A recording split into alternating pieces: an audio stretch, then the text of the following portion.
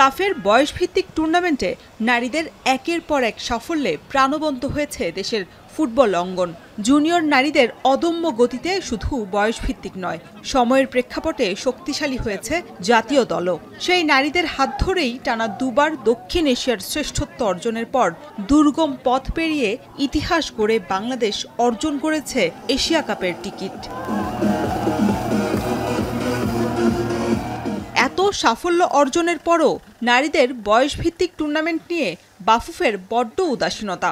বিশেষ করে চলতি সাফ অনূর্ধ্ব-20 নারী চ্যাম্পিয়নশিপের ভেন্যু কিংবা প্রচারণা কোনো জায়গাতেই খুব একটা দৃষ্টি নেই কর্তৃপক্ষের। সাফের প্রতিযোগিতা চলমান, তবে ফেডারেশনে এ নিয়ে নেই কোনো ব্যানার বা পোস্টার। এমনকি রাজধানীর এক প্রান্তে আয়োজন হওয়া ম্যাচ ভেন্যুর আশেপাশেও নেই প্রচারণার তেমন ছাপ। এতে যে ফুটবল ভক্তদের সমর্থন হারিয়েছে তা বাংলাদেশ শ্রীলঙ্কার প্রথম ম্যাচে ৬,০০০-এর মধ্যে ৩২ টিকিট বিক্রিতেই প্রমাণ মিলেছে। খেলাটা যদি আমাদের জাতীয় স্টেডিয়ামে হতো তাহলে আমরা দেখার সুযোগটা আরও ভালো পেতাম, বিকজ যেহেতু জায়গা অনুযায়ী এটা সেন্ট্রাল পয়েন্টে পড়ে ঢাকাতে, সব জায়গায় মানুষ কিন্তু ইজিলি আসতে পারে। আর যদি আমি ওই আগে যে গেমটা হয়েছে, যেহেতু বসুন্ধরা কমপ্লেক্সে হয়েছে, জায়গার দিক থেকে কিন্তু এটা অনেক ভিতরে। আমাদের অনেকের ইচ্ছা থাকার পরেও কিন্তু আমরা ওখানে যেতে পারছি না। অনেকের রাস্তার কথা চিন্তা করতে গেলে আমার প্রাইভেট কার বা স্পেশালি যাদের যাতায়াতের আপনার পজিটিভিটি আছে বা অ্যাডভান্টেজ আছে, অনলি তারাই যেতে পারছে। জাতীয় স্টেডিয়ামটা করেছে এটা অনেক সুন্দর এবং পরিষ্কার পরিচ্ছন্নভাবে।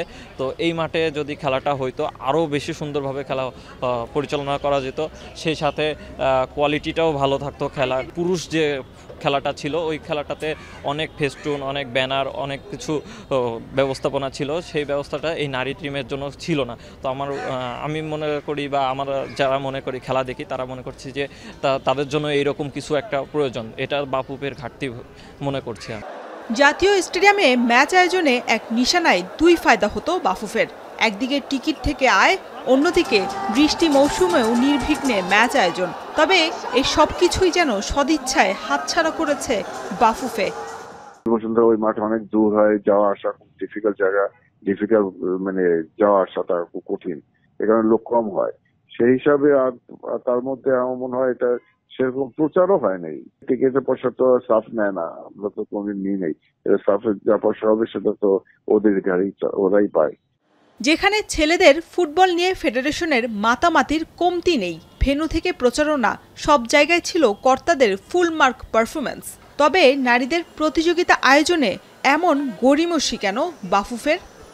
আমরা বিভিন্ন টুর্নামেন্টে পার্টিসিপেট করতে চাই বা আমরা হোস্ট হতে চাই, সো দ্যাট আমাকে আমার ভেন্যুগুলো ঠিক আছে কিনা, আমার ইনফ্রাস্ট্রাকচার ঠিক আছে কিনা এটা দেখতে হবে। ইন্টারন্যাশনাল ম্যাচ চালাবেন, ইন্টারন্যাশনাল ভেন্যু বানালেন, সেখানে পানি নিষ্কাশনের যথাযোগ্য ব্যবস্থা কেন নাই? এটা প্রশ্নবিদ্ধ না? তাই এখানে যারা ছিল বা আছে তারা আমার কাছে মনে হয় একটু ফেইলর আছে। ওয়ার্ল্ড কাপে যাওয়ার উইমেন টিমটা, এখানে সেই টিমের ৬-৭ জন খেলোয়াড় আছে, যত বেশি ম্যাচ খেলবে, ইন্টারন্যাশনাল ম্যাচ খেলবে, এদের তারা এক্সপেরিয়েন্সড হবে। তাদের সেই জায়গা থেকে হলেও এদের ফিজিক্যাল ব্যাপারটা মাথায় রেখে হলেও একটা ভালো ভেন্যুতে খেলা দেওয়া উচিত ছিল, কারণ এরকম একটা মাঠে খেললে ফ্যাটিক চলে আসে, ইনজুরি চলে আসে।